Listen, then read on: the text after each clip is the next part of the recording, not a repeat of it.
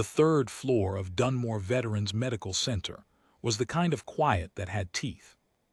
Not peaceful quiet, not the quiet of a place where people were resting and getting better. This was the quiet of a ward that had learned to hold its breath, staff moving in soft shoes, voices dropped half a register, meal trays set down on the floor outside room 14 instead of knocked on the door, because nobody knocked on room 14 anymore. Not after the first week. I'd worked this ward for 6 years. Night shift, mostly. I'd seen men come in not speaking and leave speaking. I'd seen men come in speaking and leave not speaking. I thought I understood the geometry of it. What a closed door meant, and what you did with it, and how long you waited before the hospital started making decisions for the man on the other side. 11 days, in the case of Sergeant First Class Marcus Dowd. 11 days since the transport van had brought him in from the orthopedic unit downstairs.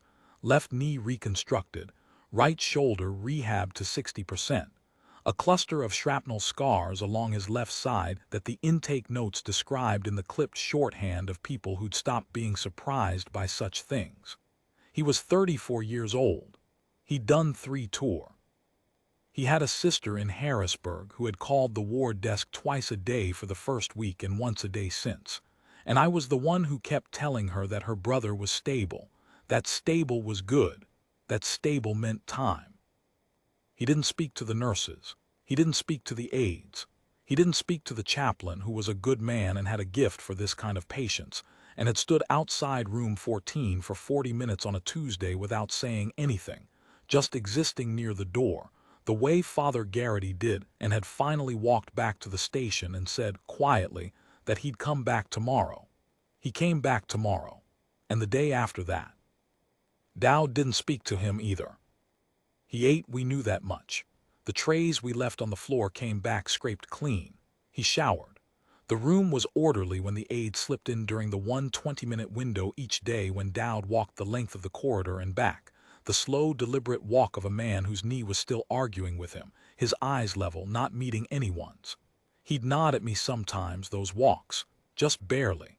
The kind of nod that meant, I see you exist, and I'm not asking you to do anything about it.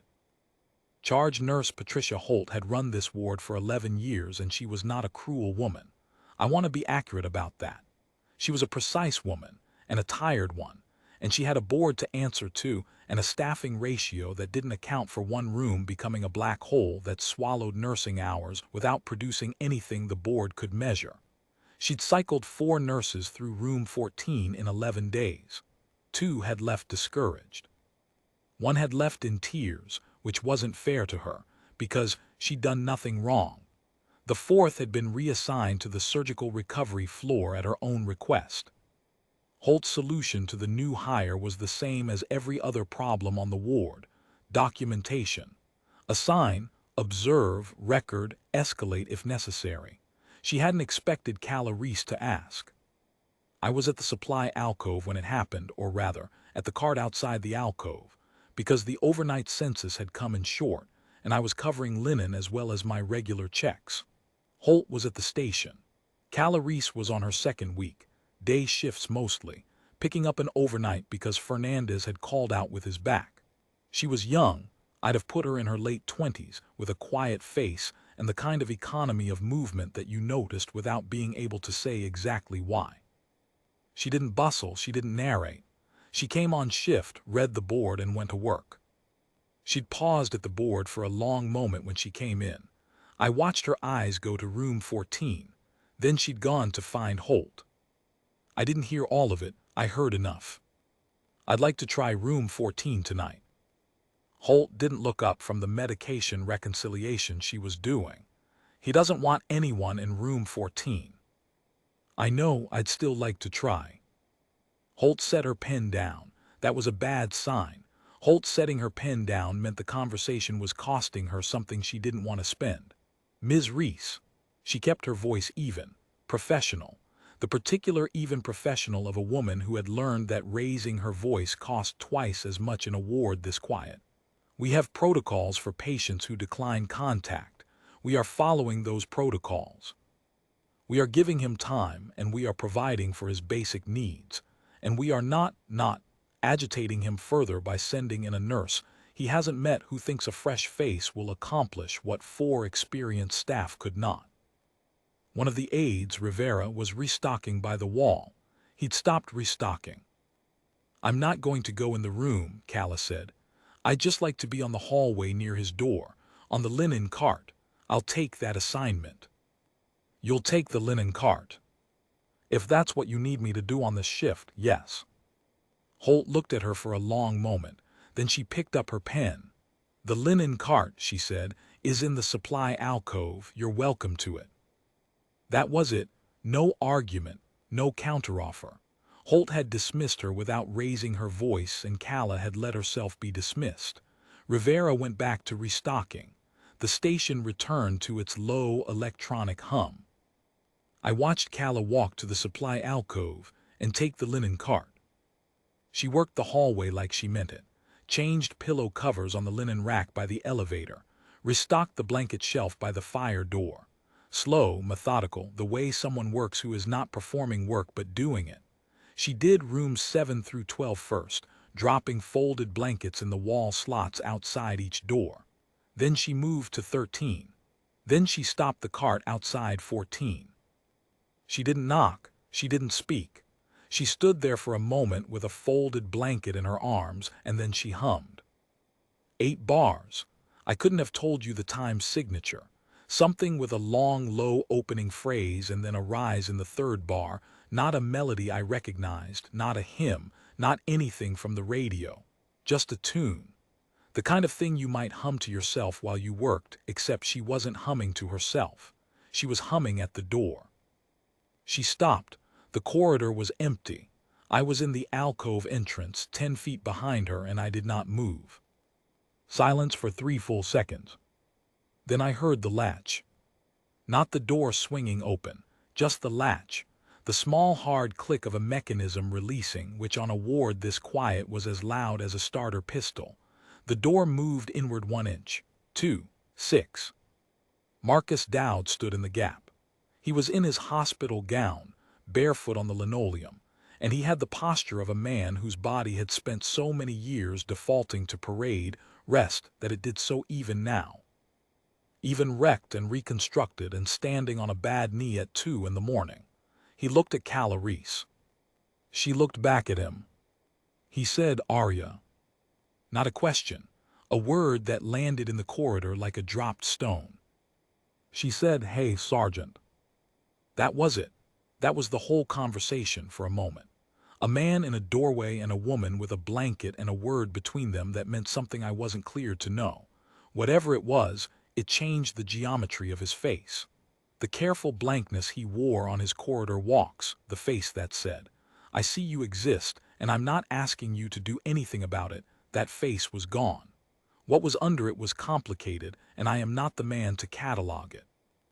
I just know it was human, in a way I hadn't seen from him before. He let her in. I stood in the alcove doorway, and I should have moved on. I had checks to run. I had 4 other rooms on my rotation. But I did not move. There are moments you recognize as the kind you will be explaining for a long time, and you do not leave them before they're finished. I heard his voice low through the door, then hers, then his again. I was still in the doorway when I heard footsteps from the south stairwell, the heavy, deliberate footsteps of someone moving through a space they were unfamiliar with at an unfamiliar hour. I turned. The man who came through the stairwell door was in civilian clothes, dark trousers, a gray shirt, but he moved through the ward like a man who had spent a great deal of his life moving through difficult spaces with authority. He was somewhere in his mid-50s, with the weathered precision of someone who had stayed in a hard job long enough that the job had shaped the bones of his face. He was looking at a piece of paper in his hand, and then at the room numbers, and then he stopped. Because the door to room 14 was open. He looked at it, he looked at me. "That door's been closed 11 days, he said. It wasn't a question. "Yes, sir." "Who's in there with him?" "One of our nurses, Calla Reese." Something moved across his face. Fast, but I caught it. He looked at the room number again, as if he needed to confirm it was real, that room 14 with its open door was a fact and not a trick of the light, and then he said, very quietly, "What does she look like?" I described her, the quiet face, the economy of movement. He folded the piece of paper deliberately and put it in his shirt pocket. Then he looked at me with the directness of a man who had spent his career asking people to do things they were not sure they could do. "I'm Colonel Raymond Estes. I was Dowd's company commander, second tour. I'm visiting a man 2 doors down, and I came up the stairs instead of the elevator because the elevator on this floor takes too long." He paused. "Tell me her service record." "I don't have access to that, sir." "Then tell me what you know about her." "She's been with us 2 weeks. She asked to work his hallway tonight. Charge nurse put her on the linen cart." S looked at the cart, at the blankets, at the open door of room 14. He walked past me to the nurse's station. I followed at a distance I couldn't have justified and didn't try to. Holt looked up when he reached the desk, and I watched her take in the measure of him, the way she took in anyone who arrived at her desk after midnight, and then I watched her take it in again, because the first measure hadn't quite been sufficient. He introduced himself. He asked, with a specificity that left no room for privacy protocol to misunderstand his intent, for whatever information Dunmore Veterans Medical Center could provide him about Nurse Calla Reese. He said he had reason to believe he knew who she was. He said it mattered. Holt pulled the file. It was a standard new hire file, certifications, references, the condensed employment history you'd expect from someone who'd changed careers or moved laterally. But stapled to the back of it, the way things sometimes are when a records office is moving faster than its filing system, was a single sheet on a different letterhead. Holt looked at it. Her face did something I'd never seen it do in 6 years. She put it down on the desk and stepped back 1 step. The way you step back from something you've just realized is much larger than it looked. She handed it to Estes. He read it in the quiet of the nurse's station. He read it without speaking. Then he walked back down the corridor toward room 14, and I walked behind him because I was past the point of pretending I was going somewhere else. He stopped in the corridor, in the full view of the nurse's station behind us and the open door of room 14 ahead. His voice, when he spoke, was carrying, not loud, but pitched to land in the corridor the way an officer's voice lands, not asking to be heard, simply being heard. "Nurse Reese." She appeared in the doorway. The blanket she'd been carrying was gone. She must have set it down somewhere in the room. She looked at Estes the way she'd looked at the board when she came on shift, taking a full reading before she spoke. "Colonel," she said. "I was hopping I'd got it wrong," he said. "I was hopping it was a coincidence. 2 years I spent wondering what happened to the medic who pulled Dowd's team out of that building. 2 years. He held up the single sheet from her file. "You were separated from the unit in the logger extraction. We logged you as missing in the confusion. Do you know we listed you as missing?" "I found out later," she said. "I'd been medevaced. There was a paperwork problem." "A paperwork problem," he said. The corner of his mouth moved. "Arya." Behind me at the station, I heard Holt's chair push back. I didn't turn around. Estes looked down at the sheet. Then he looked up at the open door of room 14, and at the man who now stood just inside it, Dowd, leaning against the doorframe, watching. "Sergeant First Class Dowd and his 3-man element," Estes said to the corridor as much as to anyone, "were trapped in a collapsed structure in Lager Province for 4 hours and 11 minutes. The building had come down in a secondary detonation. 2 of the 4 were unconscious. 1 was critical. The 4th," he paused, "the 4th was Dowd, who was conscious and mobile and trying to hold the critical man's airway open with his hands and not succeeding." He stopped. The corridor held the silence carefully. A combat medic reached them through a secondary access point, a gap that was, by the structural assessment afterward, 12 inches wide at its narrowest, and stabilized the critical element and maintained the other 3 for 4 hours and 11 minutes until the extraction team could breach the primary wall. He lowered the sheet. She maintained consciousness in the critical element by maintaining vocal contact, continuously, for 4 hours. I looked at Clarice. She was looking at the floor. "The melody," Dowd said. His voice was rough with disuse, but it was steady. She hummed it the whole time, so he'd have something to follow back. He looked at her. I heard it through the wall, entire time, couldn't get to her, couldn't do anything, but I could hear it.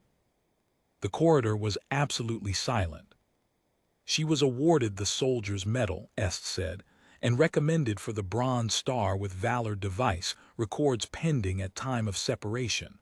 She never filed for resolution of the paperwork problem." He looked at her. "Why not?" She was quiet for a moment. "It seemed like a lot of forms," she said. Est made a sound that was not quite a laugh. Then he straightened, and in the same motion, the kind of motion that in another man would have taken preparation, but in him was simply what came next, he brought his right hand up to his brow. Dowd in the doorframe did the same.